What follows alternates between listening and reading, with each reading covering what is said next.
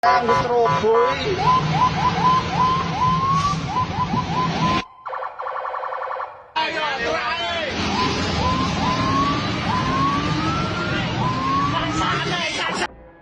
Gerakan Stop Totot Wukuk mendadak ramai di media sosial sebagai bentuk protes masyarakat terhadap maraknya penggunaan strobo dan sirine di jalan raya maupun jalan tol.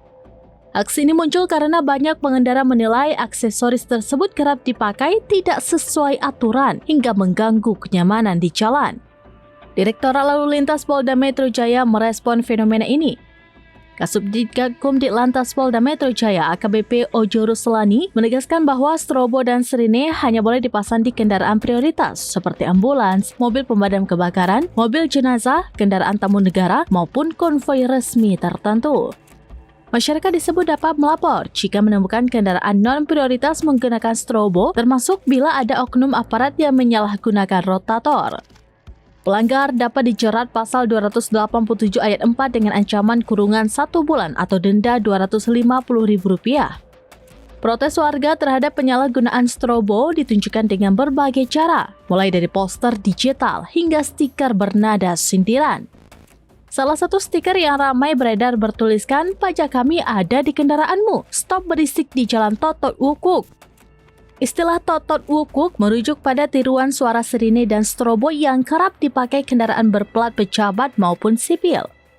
Warganet menilai penggunaan berlebihan terutama di luar kondisi darurat justru menambah keresahan di jalan. Fenomena ini pun memicu desakan agar aparat lebih tegas menindak pelanggar demi menjaga ketertiban dan kenyamanan berkendara di ruang publik.